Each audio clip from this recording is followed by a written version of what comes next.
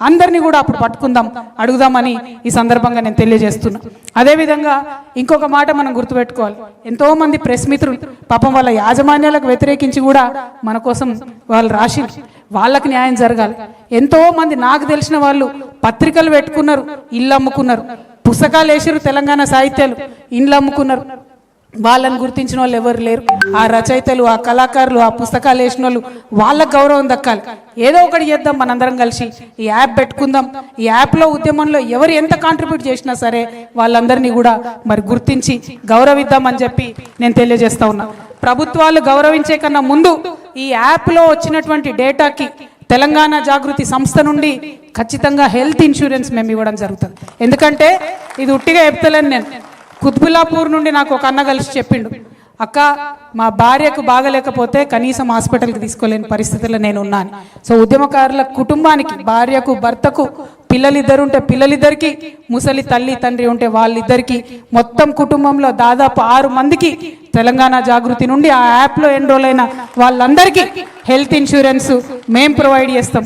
ఎందుకంటే మమ్మల్ని చూసి ప్రభుత్వానికి సిగ్గు రావాలి, మమ్మల్ని చూసి ప్రభుత్వానికి బుద్ధి రావాలి. కనీసం వాళ్ళు హెల్త్ ఇన్సూరెన్స్, లైఫ్ ఇన్సూరెన్స్ ఇవ్వాలనేటటువంటి ఆలోచన వాళ్ళకి రావాలని చెప్పి మా చిరు ప్రయత్నంగా ఈ ప్రయత్నాన్ని మొదలు పెడుతున్నామని కూడా నేను తెలియజేస్తా ఉన్నా. అదేవిధంగా మరి మీకు ఇంకొక మాట చెప్పాలని, చాలా మంది నేను ఎప్పుడైతే ఒక పొలిటికల్ పార్టీ పెడతా ఉన్నానో చాలా మంది నా మీద దాడి చేస్తూ ఉన్నారు, రకరకాలుగా మాట్లాడుతూ ఉన్నారు.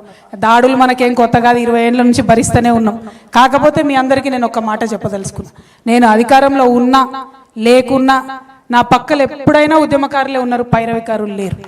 రేపటి నాడు కూడా పొలిటికల్ పార్టీ ఖచ్చితంగా పెడతాం. ఈ రాష్ట్రంలో స్వీయ రాజకీయ అస్తిత్వంతో తెలంగాణ అనే పదాన్ని తన పేరులో నింపుకొని, తెలంగాణ అనే పదాన్ని తన ఆశయాల్లో నింపుకొని, తెలంగాణ అనే పదాన్ని తన ఆచరణలో నింపుకునేటటువంటి పొలిటికల్ పార్టీ రావాల్సిన అవసరం ఉన్నది. ఖచ్చితంగా దానికోసం పెడతాం. మాది ఫక్తు రాజకీయ పార్టీ కాదు, ఉద్యమకారులను కలుపుకొని ఉద్యమ ఆకాంక్షలను నెరవేర్చడానికి, తెలంగాణ వాదాన్ని నిలబెట్టడానికి, తెలంగాణ అస్తిత్వాన్ని పరిరక్షించడానికి రాబోయేటటువంటి రాజకీయ శక్తిగా ఉంటుంది తప్పితే ఫక్తు రాజకీయ పార్టీగా ఉండదు. ఎందుకంటే ఈ నేల ఏదైతే నెత్తురొడిసిందో, ఈ నేల ఏదైతే 100 సంవత్సరాలుగా నెత్తురొడిసిందో ఇంకా ఆ గాయాలు మానలేదు, ఇంకా బిడ్డలు కోలుకోలేదు. కాబట్టి ఖచ్చితంగా ఫ్యూచర్లో రాజకీయ శక్తిగా మా యొక్క ఉద్యమ సంస్థ ఏదైతే జాగృతి ఉందో రాజకీయ శక్తిగా మారుతుంది. తప్పకుండా ఉద్యమకారుల ఎజెండాను తీసుకొనే ముందుకు పోతామని ఈ సందర్భంగా నేను తెలియజేస్తా ఉన్నాను. అదేవిధంగా ఇంకొక మాట చెప్పాలి, మనం ఎన్ని ఉద్యమాలు చేసినాం పేర్లు కూడా మర్చిపోయి ఉంటారు. జైల్ బరో, రైల్ రోకో, సాగరహారం, మానవహారం, చాలా చాలా చాలా ఉద్యమాలు చేసినాం. వంట వార్పులు, బతుకమ్మలు, సింగరేణి కార్మికులు, సడక్ బంద్, అన్ని ఉద్యమాలు చేస్తే ఆ ఉద్యమాలకు సహకరించిన వాళ్ళు చాలా మంది ఉన్నారు. పాపం చిన్న చిన్న కాంట్రాక్టర్లు అయితే పాపం మా గ్రామాలలో టెంట్లు నడిపారు, మండలాలలో టెంట్లు నడిపారు. ప్రింటింగ్ ప్రెస్ వాళ్ళు నాకు గుర్తుంది, సంఘాలకు ఫ్రీగా కొట్టించిచ్చారు, ప్యాంప్లెట్లు వేసుకోండి రా బాబు అని చెప్పి.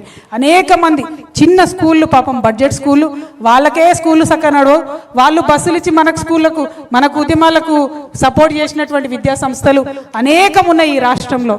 కానీ తెలంగాణ రాష్ట్రం వచ్చిన తర్వాత ఆ విద్యా సంస్థలకు ఏమి జరగలే. ఆ తెలంగాణ ప్రింటింగ్ ప్రెస్ వాళ్ళు అయితే సెక్రటేరియట్